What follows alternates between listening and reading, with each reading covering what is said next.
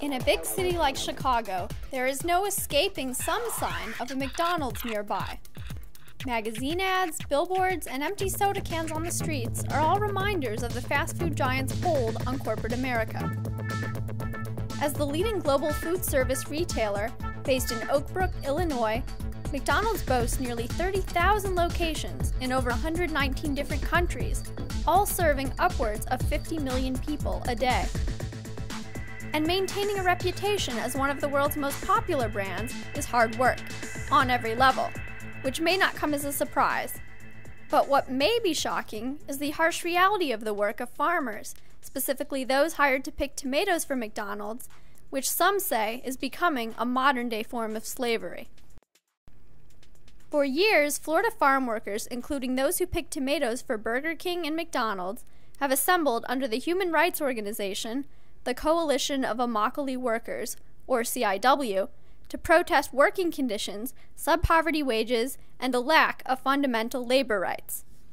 The majority of the coalition's nearly 2,500 workers, who are largely Latino, Haitian, and Mayan Indian immigrants in Florida, are hired by large agricultural corporations in the tomato and citrus harvests. Throughout the growing season, these workers travel along the eastern coast following the harvest, and along the way, the workers' plight is grim. As CIW co-founder and organizer Lucas Benitez said, McDonald's can't even guarantee their tomatoes aren't picked by workers who are either held in modern-day slavery or in sweatshop conditions.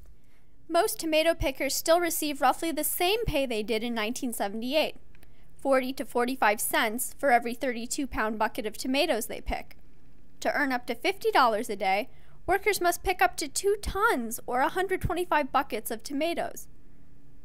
Since 2001, both Burger King and McDonald's have been the subjects of campaigns led by CIW workers that urge the companies to help guarantee fair wages and working conditions for the laborers who pick tomatoes in the Florida fields. In 2001, the coalition began the first ever farm worker boycott of a major fast food company, Taco Bell. And since then, the group has launched boycotts, hunger strikes, marches, and protests to gather support for farmers and raise awareness of sweatshop conditions in the fields. And the CIW's efforts seem to be working. People are listening.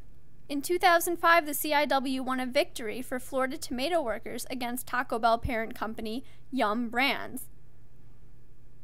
The Louisville-based Yum Brands agreed to pay tomato pickers an additional penny per pound of tomatoes picked for Taco Bell.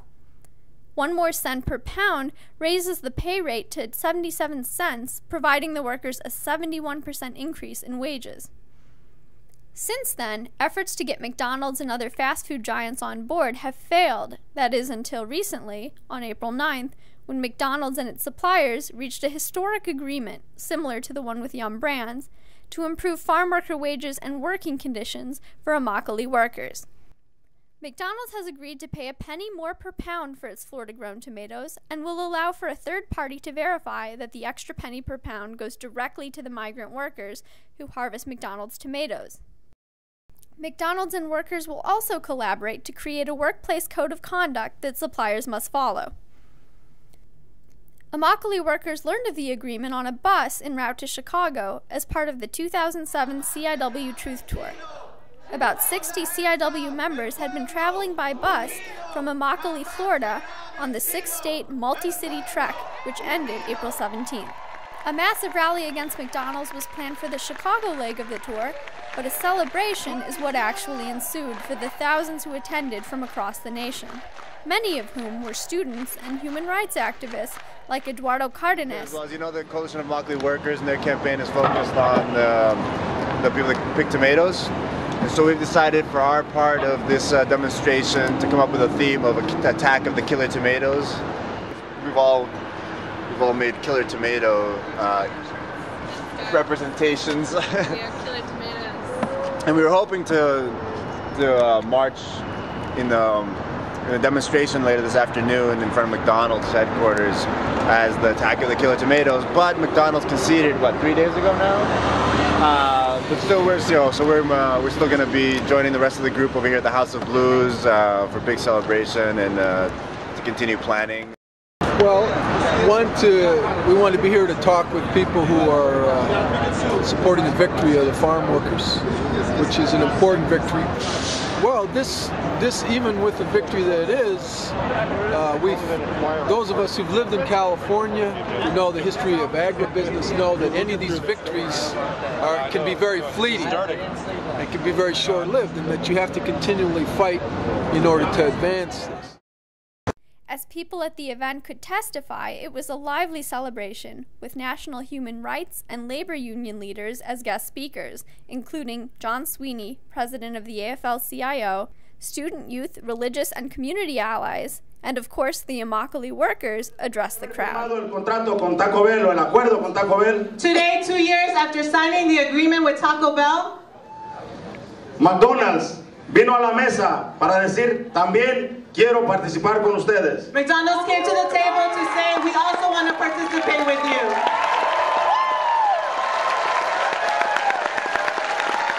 Pero McDonald's no vino solo. But McDonald's didn't come on its own. Ustedes, todos, hicieron posible que McDonald's viniera a la mesa. You, all of you, made it possible for McDonald's to come to the table.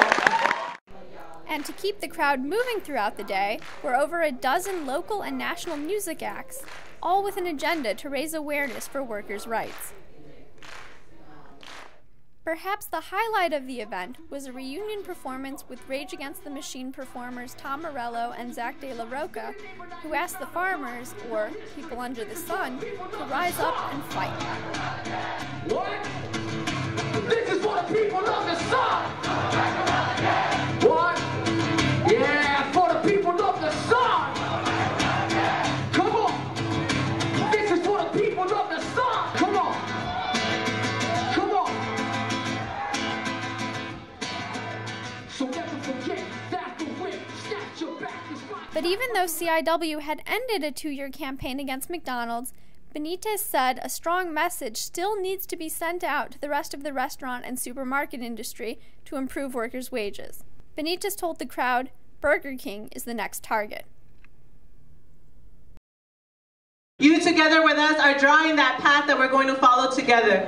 Regresemos a nuestras comunidades. Let us go back to our communities. Llevemos la semilla de la conciencia. Let's take that seed of consciousness. Plantemos esa conciencia. Let's plant that consciousness. And make it grow.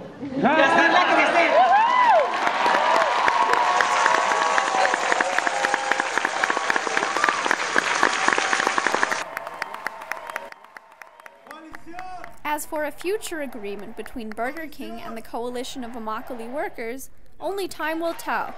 But one thing is clear. The coalition will continue to rise up and fight.